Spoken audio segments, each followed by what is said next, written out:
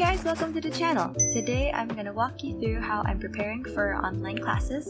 I'm an incoming third-year college student living in the Philippines, so I'm basically in charge of how I prep. I know the current situation in the country and all over the world is making education more challenging to achieve with the need to shift to online classes.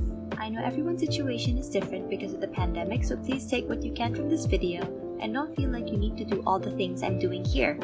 It's just the way that I prep, and I'm just very extra that way. So let's get into it. The first thing I like to do is cleaning up everything so I'll be ready to use it when classes begin. I start with my table.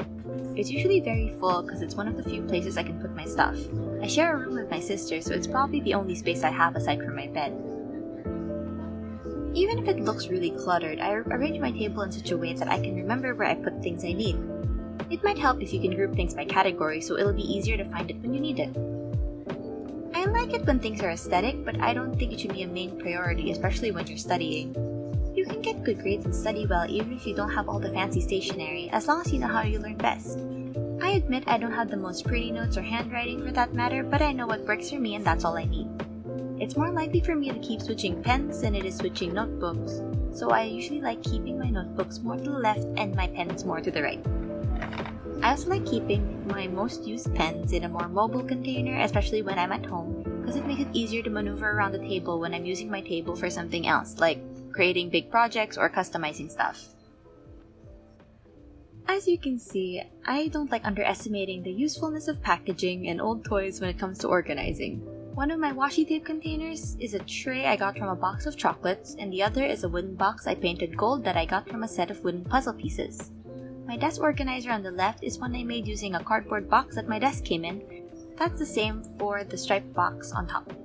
The white box on the right is from an old piano pedal box that I put washi tape over to keep it from falling apart.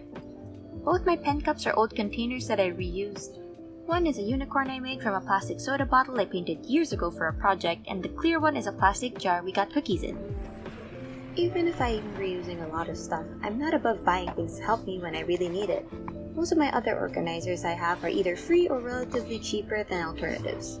The green organizer was 75 pesos if I remember correctly, and it was on sale because there's slight water damage making parts difficult to open, but the rest was serviceable so I didn't mind. Most of my stickers and washi tape I bought over Shopee, which is an online marketplace similar to AliExpress if you guys weren't familiar with it. My book stand was a hand-me-down from my parents that my mom apparently used in college. Just a quick tip, if you don't have bookends, you can just place your books or notebooks in between two relatively heavy things to keep them in place. My stack of papers on the right is just a collection of unused notebooks, refill binder papers, packs of other papers, memo pads, scrap art paper, and paper organizing solutions that I wouldn't be able to use because classes are online. I try my best to keep most used items like my hard drives, refill papers, and index cards on the top shelf to make them easier to grab when I need them. When I get to fixing the shelf of my table, I don't really put too much emphasis on making it look very nice. First off, it's not the surface I'm mainly going to be using, so I personally don't mind the clutter. Secondly, I know that I don't have enough space for all of them, so no matter what, it's just going to look crowded.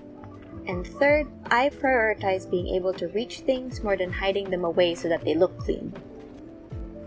My solution for it is making sure that I group things again by category and that I can see most of the items when I'm just sitting down so I can get to them faster.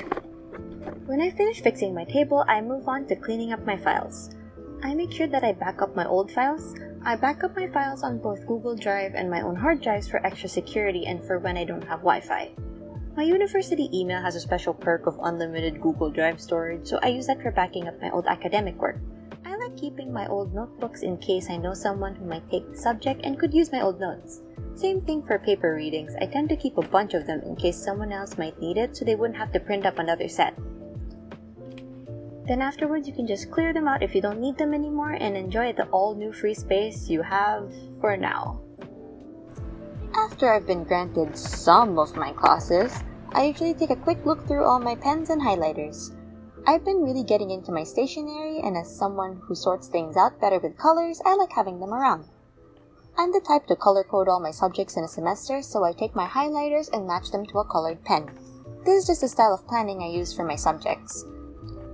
Then I just assign the colors that I have to the subjects I'm taking and stuff I have to do. When I've decided on colors, I go look for ways to customize my notebooks. When I entered college, I usually have 3 things I add to a notebook to make it look nicer and make it easier to use. A cover, my class schedule, and my class info sheet. It helps me tell them apart when they're in my backpack or just on my desk. The original cover design of the notebook doesn't really matter much to me, so I get the cheaper notebooks with the clear plastic fronts and just paper inside. I'm gonna cover the front anyway, and the plastic is just for longevity.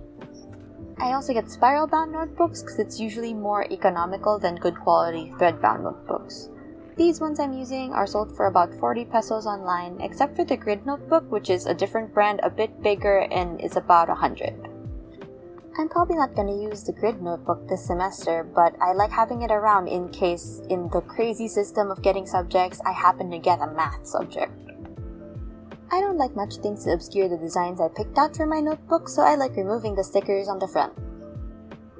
If it removes cleanly, then good, but if it doesn't, I just take it out with a combination of water, baby oil, and rubbing alcohol, and my special tool, my metal Chinese soup spoon. Yeah, a metal Chinese soup spoon.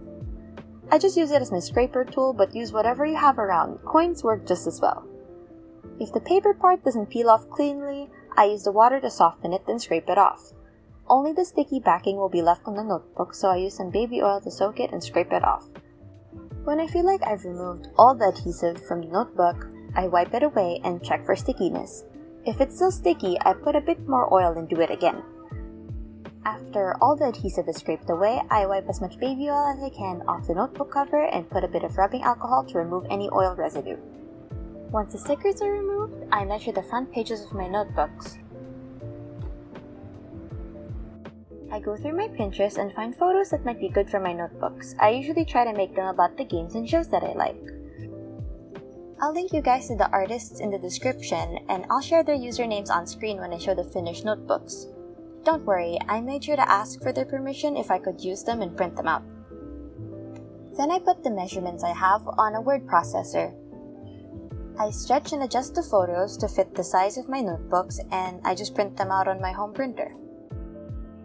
After that, I cut them to size and use double-sided tape or some glue tape to stick it to the first page of my notebooks. I do the same technique for my class schedules, but getting all the classes you're gonna have takes about 2 weeks minimum, which usually extends up to the first week of classes for most students, so I can't really show you guys my finished schedules. This seems like the most extra thing when people see it. It's not that complicated, and it saved me so many times in class. It's my class info sheet or a class planner. It just has most things I want to remember about a class inside the notebook I used for that class. Okay, that seems kind of vague, but if you look at the class planner, you see there's time, location, teachers, contact info, office hours, and other stuff you might need to know. The assessment details portion is for the grading system of the class in case you wanted to check. The important tab is just for special instructions the teacher gives you. The one I'm making is the 4th version of the info sheet since I started making them. Each version I add more features that I realized I needed when I last used it.